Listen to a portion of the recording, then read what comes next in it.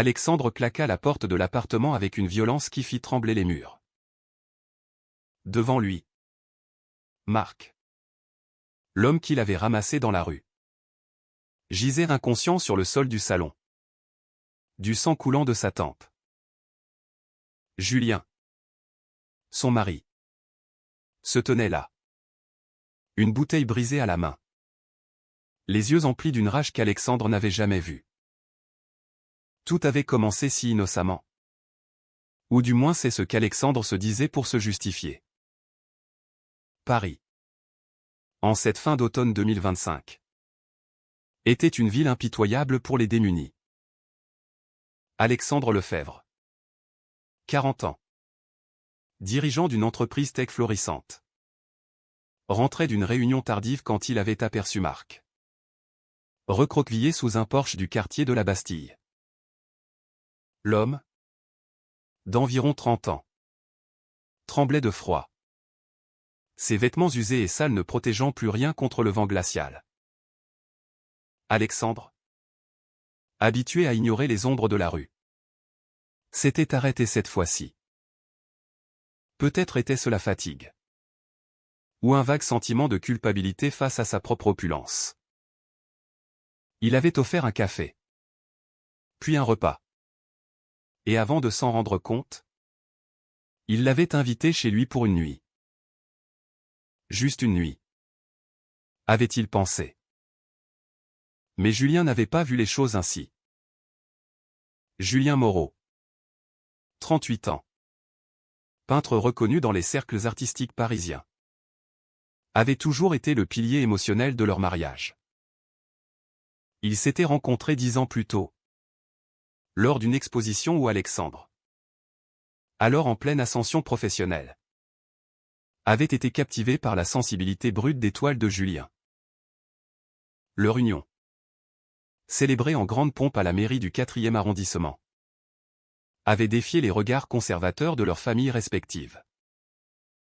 Alexandre venait d'un milieu bourgeois lyonnais, où l'homosexualité était tolérée mais jamais célébrée. Julien, d'une famille ouvrière de banlieue, avait lutté contre les préjugés de son entourage. Ensemble, ils formaient un couple solide. Ou du moins c'est ce qu'ils croyaient. Dès que Marc avait franchi le seuil de leur appartement haussmannien rue de Rivoli, Julien avait senti une menace planer. Marc n'était pas juste un sans-abri anonyme, il avait un charisme discret. Des yeux verts perçants qui racontaient une histoire de chute et de résilience. Alexandre avait insisté pour qu'il prenne une douche, lui prêtant des vêtements propres. Pendant ce temps, Julien préparait le dîner en silence, observant du coin de l'œil comment son mari posait des questions à Marc sur sa vie. Marc, ancien ingénieur tombé dans la précarité après une dépression suite à la perte de son emploi et de son partenaire, répondait avec une honnêteté désarmante. Alexandre, fasciné, avait prolongé la conversation tard dans la nuit. Le lendemain matin, Julien avait confronté Alexandre dans la cuisine. « Qu'est-ce que tu fais, Alex? Tu ramènes un inconnu chez nous comme si c'était un chiot errant ?» Alexandre avait haussé les épaules, arguant qu'il s'agissait d'un geste humanitaire. Il a besoin d'aide. Julien. On ne peut pas laisser les gens comme ça dans la rue. Mais Julien n'était pas convaincu. Il sentait une connexion naissante entre son mari et cet homme. Une complicité qu'il n'avait pas vue depuis longtemps dans leur couple. Leur vie intime s'était essoufflée ces derniers mois. Alexandre, absorbé par son travail, rentrait tard. Et Julien se sentait isolé dans son atelier. Marc représentait une intrusion. Un rappel des failles de leur relation. Au fil des jours, ce qui devait être une nuit se transforma en une semaine. Alexandre aida Marc à rédiger un CV. Le présenta à des contacts pour un emploi. Marc, reconnaissant, s'intégra subtilement à leur routine. Il aidait aux tâches ménagères. Discutait avec Julien, qui, malgré sa méfiance. Ne pouvait nier l'intelligence de l'homme. Mais les tensions montaient. Une soir, lors d'un dîner, Marc confia son passé, il avait été en couple avec un homme pendant 5 ans. Avant que la maladie ne l'emporte, le laissant brisé et sans ressources. Alexandre posa une main sur son épaule. Un geste de compassion que Julien interpréta comme de la tendresse. La jalousie de Julien grandissait. Nourri par les doutes. Il se rappelait les disputes avec sa famille. Qui avait prédit que leur mariage ne durerait pas? Que ces unions-là étaient instables. Il avait lutté pour prouver le contraire. Mais maintenant, face à Marc, il se sentait vulnérable. Alexandre, de son côté, luttait contre ses propres démons. Fils unique d'une famille catholique traditionnelle, il avait réprimé son orientation sexuelle pendant des années, craignant le rejet. Son succès professionnel était une armure. Mais aider Marc éveillait en lui un besoin de rédemption.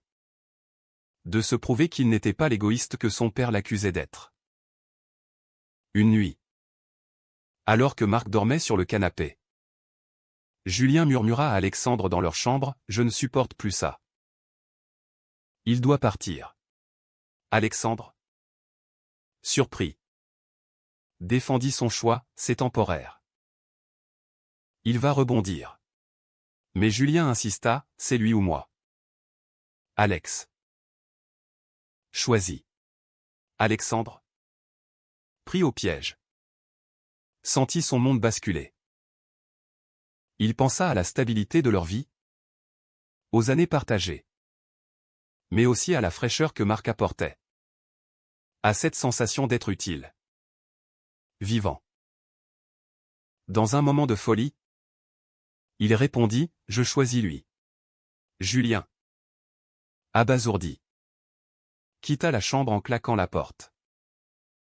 Le lendemain, Alexandre trouva Julien parti, emportant quelques affaires. Marc, confus, demanda ce qui s'était passé.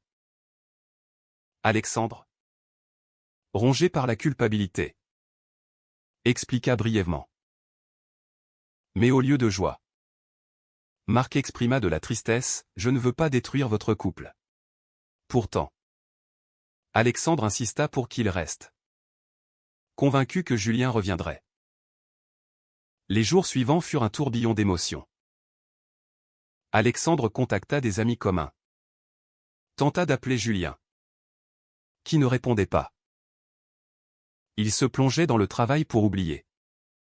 Mais le soir, face à Marc, il sentait une attirance grandir, une connexion qui le terrifiait. Marc, de son côté, luttait avec sa propre conscience. Il avait accepté l'aide d'Alexandre par désespoir. Mais maintenant, il se sentait comme un intrus. Son passé l'avait rendu méfiant envers les relations, perdre son partenaire l'avait brisé. Pourtant, l'attention d'Alexandre éveillait en lui des sentiments oubliés. Ils passaient des soirées à discuter, partageant des histoires de vie. Alexandre confia ses doutes sur son mariage, sur la pression sociale qui pesait sur eux en tant que couple gay dans une France encore divisée sur ces questions. Marc écoutait, offrant un soutien silencieux. Mais la société autour d'eux ne tardait pas à réagir. Des rumeurs circulèrent dans les cercles professionnels d'Alexandre, on chuchotait qu'il avait quitté son mari pour un sans-abri. Ses investisseurs, conservateurs, exprimaient des doutes. À la maison, Alexandre recevait des appels de sa famille, sa mère, horrifiée, l'accusait de détruire tout ce qu'il avait construit. « Tu as honte de nous? Après tout ce qu'on a sacrifié pour toi » criait-elle au téléphone. Alexandre, déchiré, se questionnait, avait-il fait le bon choix? Était-ce de la compassion ou de l'amour? Julien, réfugié chez un ami à Montmartre, traversait l'enfer. Il peignait frénétiquement. Des toiles sombres reflétant sa douleur. Il repensait à leur mariage. Aux promesses échangées. La trahison le consumait. Mais aussi la colère contre la société qui rendait leur vie si compliquée. En France, malgré les avancées légales, les préjugés persistaient. Surtout dans les milieux familiaux. Julien se sentait seul. Abandonné. Il envisagea le divorce. Mais l'idée le terrifiait. Les semaines suivantes furent un calvaire pour Alexandre. Sans Julien, l'appartement semblait vide. Hanté par les souvenirs. Marc, sentant la tension, proposa de partir plusieurs fois. Mais Alexandre refusait, arguant qu'il avait besoin de compagnie. En réalité, il craignait la solitude plus que tout. Leur relation évoluait subtilement, des dîners partagés. Des promenades le long de la Seine. Où ils discutaient de tout et de rien. Marc retrouvait peu à peu confiance. Grâce à un emploi qu'Alexandre lui avait décroché dans une start-up. Mais chaque progrès de Marc rappelait à Alexandre le coût de son choix. Un soir, lors d'une confrontation inattendue, Alexandre reçut un message de Julien, « Rencontrons-nous. Café de Flore. Demain midi. » Le cœur battant. Alexandre s'y rendit. Julien était là. Amaigri. Les yeux cernés. Pourquoi? Alex? Pourquoi lui? Demanda-t-il d'une voix brisée. Alexandre tenta d'expliquer, ce n'était pas pour le remplacer. C'était pour aider quelqu'un. Mais toi, tu m'as forcé à choisir. Julien riposta, et tu as choisi lui. Après 10 ans. Les larmes coulèrent. Ils parlèrent des heures. Déversant frustrations accumulées. Julien avoua se sentir négligé depuis longtemps, Alexandre admit son égoïsme. Mais aucun ne céda. Julien partit en disant, c'est fini. De retour chez lui. Alexandre trouva Marc en train de préparer le dîner. Comment ça s'est passé? Demanda Marc. Alexandre, effondré, se confia. Pour la première fois. Ils s'embrassèrent. Un baiser impulsif né de la douleur. Mais le lendemain, le remords assaillit Alexandre. Était-ce une trahison définitive? Il appela sa thérapeute. Une femme spécialisée dans les couples LGBT. Pour une session urgente. Vous avez sacrifié votre mariage pour un inconnu. Pourquoi? Demanda-t-elle. Alexandre réfléchit, parce que Marc me fait me sentir vivant. Utile. Julien et moi. C'était routineux. La thérapeute pointa les pressions sociétales, en tant qu'homme gay. Vous portez le poids des attentes. Votre choix défie non seulement votre couple, mais aussi les normes. Marc, quant à lui, affrontait ses propres démons. Il contacta d'anciens amis, essayant de reconstruire sa vie. Mais il se sentait coupable d'avoir brisé un mariage. Une nuit, il confia à Alexandre, « Je suis parti de rien. Mon ex, il est mort d'un cancer, et j'ai tout perdu. Je ne veux pas être la cause de plus de souffrance. » Alexandre le rassura. Mais intérieurement, il doutait. Les médias s'emparèrent de l'histoire, un tabloïd publia un article sur le millionnaire qui abandonne son mari pour un clochard. Les commentaires en ligne étaient virulents. Mélange de soutien à la communauté LGBT et de jugements moraux. Alexandre perdit un contrat important, ses employés murmuraient. Julien, de son côté, luttait pour survivre. Il exposa ses nouvelles toiles. Des œuvres sombres sur la trahison. Qui attirèrent l'attention. Un critique nota, Moreau capture la fragilité des relations modernes. Surtout dans un contexte où la société tolère mais n'accepte pas pleinement. Julien rencontra un homme lors du vernissage. Un galeriste charmant. Mais il repoussa ses avances. Encore attaché à Alexandre. Sa famille. Apprenant la nouvelle. Le bombarda d'appels, son frère.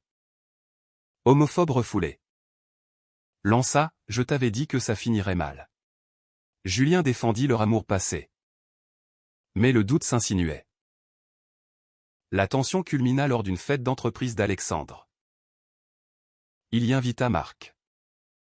Qui se sentait mal à l'aise parmi les costumes chics.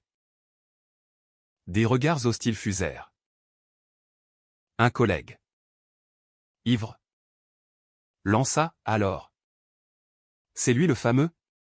Tu as troqué ton mari contre ça? Alexandre. Furieux. Le remit à sa place. Mais l'incident le marqua. Rentré. Il confronta Marc. Est-ce que je regrette? Parfois. Marc. Blessé. Répliqua, je ne t'ai rien demandé. Pars si tu veux. Mais Alexandre resta. Piégé par ses décisions. Les conflits intérieurs s'intensifiaient. Alexandre repensait à son enfance. Aux messes dominicales où on lui enseignait la morale. Aider les démunis était un devoir. Mais détruire son mariage? Était-ce un péché? Marc. Athée. Le poussait à questionner, la société nous juge parce qu'on est gay. Mais aussi parce qu'on ose changer. Julien. Chez son ami. Écrivait des lettres non envoyées à Alexandre. Débattant de la fidélité. Un tournant survint quand Alexandre reçut une lettre d'avocat, Julien demandait le divorce. Paniqué. Il appela Marc pour en discuter. Je ne sais plus quoi faire. Marc. Avec sagesse. Suggéra, parle-lui une dernière fois. Mais Alexandre hésitait. Craignant la confrontation finale. La nuit. Il rêva de son père. Décédé. Qui le désapprouvait. Au réveil. Il décida d'agir. Alexandre se rendit à l'atelier de Julien. Un loft délabré à Belleville. Julien. Surpris. L'accueillit froidement. Qu'est-ce que tu veux? Alexandre. Voix tremblante. À voix, je t'aime encore. Mais Marc. Il m'a ouvert les yeux sur mes manques. Julien. Amer? Répondit, et moi? J'étais quoi? Un accessoire? La discussion vira à l'affrontement, accusation de négligence. De trahison. Julien révéla avoir été tenté par un autre. Mais s'être retenu. J'ai lutté pour nous. Et toi? Tu as tout jeté. Alexandre. Défendant son choix. Arga et des marques étaient justes. Toi. Tu m'as donné un ultimatum absurde. Ils crièrent. Pleurèrent. Mais au fond. L'amour persistait. De retour. Alexandre trouva Marc en train de faire ses valises. Je pars. Je ne veux pas être la raison de ta souffrance. Alexandre. Déchiré. Le supplia de rester. Non. C'est toi que je choisis maintenant. Mais Marc insista, ton cœur est avec lui. Je le vois. Leur au revoir fut poignant, Marc embrassa Alexandre une dernière fois. Murmurant, merci pour tout. Seul. Alexandre s'effondra. Il appela Julien, reviens. Je t'en prie. Julien. Hésitant. Accepta une rencontre. Mais le destin frappa. En route, Julien eut un accident mineur. Une collision avec un taxi. Hospitalisé pour observation, il appela Alexandre. Celui-ci accourut. Terrifié. À l'hôpital Cochin. Ils se retrouvèrent. « J'ai failli te perdre pour de bon » murmura Alexandre. Julien, affaibli, répondit, peut-être que c'était un signe. Ils parlèrent toute la nuit, dénouant les nœuds. Julien avoua ses peurs, la société nous presse. Nos familles nous jugent. J'avais peur de te perdre. Alexandre confessa, Marc était une échappatoire à ma routine.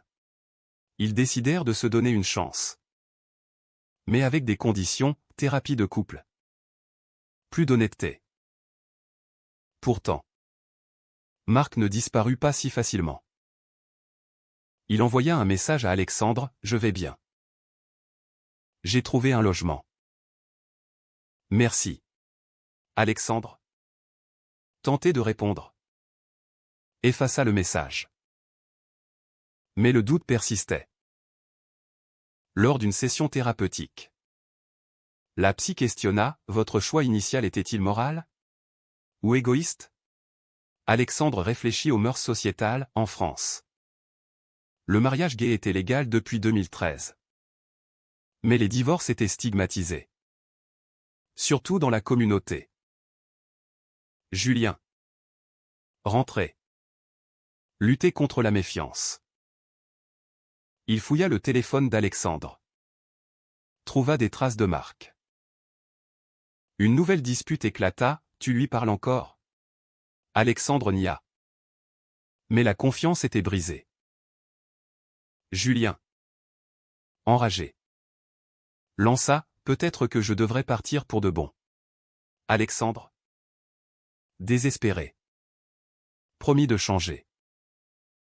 Ils passèrent des jours en silence. Chacun dans son coin. Marc, de son côté, reconstruisait sa vie. Embauché comme développeur, il rencontra un groupe de soutien pour LGBT en précarité.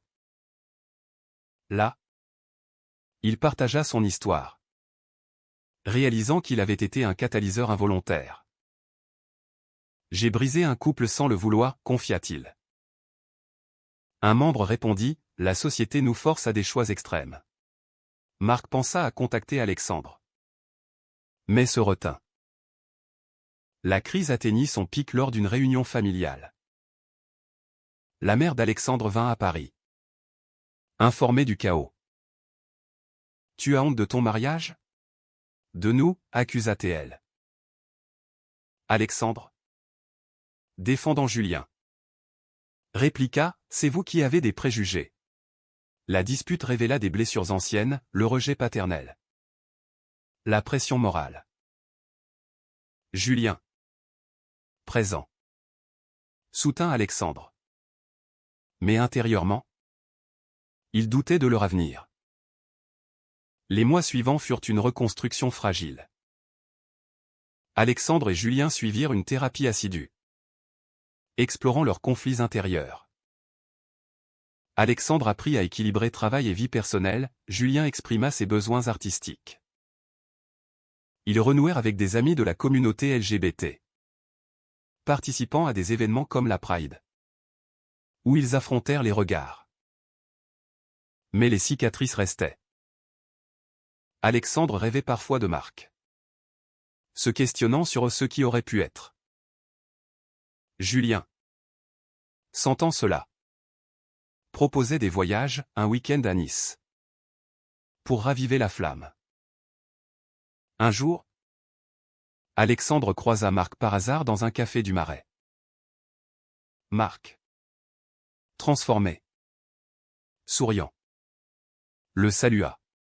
« Comment vas-tu, Alexandre ?» Nerveux, répondit, « Mieux. Avec Julien. On essaie. » Marc hocha la tête, « Je suis content. Je n'ai jamais voulu. Alexandre l'interrompit, c'était ma faute.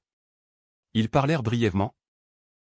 Marc révélant être en couple avec un homme rencontré au groupe de soutien. La vie continue. Alexandre rentra. Troublé. Et confia tout à Julien. Au lieu de colère. Julien répondit, merci d'être honnête. Ce fut un tournant, la transparence renforça leur lien. Pourtant, les pressions sociétales persistaient. Lors d'une interview pour un magazine économique, Alexandre fut questionné sur sa vie privée. Il choisit la franchise, mon mariage a traversé une crise. Mais nous en sommes sortis plus forts. Les réactions furent mitigées, soutien des progressistes, critique des conservateurs. Sa mère, lisant l'article, appela pour s'excuser partiellement, je t'aime. Mais c'est dur pour moi. Alexandre accepta, réalisant que le changement prenait du temps. Marc, épanoui, devint un symbole de résilience. Il fonda une association aidant les sans-abri LGBT. Inspiré par Alexandre. Lors d'un événement, il croisa Julien, qui l'approcha, merci d'avoir été là. Sans toi, on n'aurait pas vu nos failles. Marc, surpris, répondit, le destin est étrange. Au fil du temps, Alexandre et Julien reconstruisirent leur vie. Ils adoptèrent un chien, symbole de nouveau départ. Mais les choix passés hantaient encore, les nuits d'insomnie. Les doutes moraux. Était-il juste d'avoir choisi Marc initialement? Ou était-ce une erreur nécessaire pour grandir? La société française, avec ses débats sur l'égalité, amplifiait leurs questionnements. Des lois évoluaient. Mais les cœurs humains restaient complexes. Alexandre, réfléchissant, se demanda si la fidélité absolue était un mythe. Ou si les trahisons forgeaient les relations. Finalement, leur couple survécut. Plus résilient. Mais la question demeure, Alexandre a-t-il eu raison de choisir initialement Marc? Forçant ainsi une renaissance. Ou était-ce une trahison impardonnable?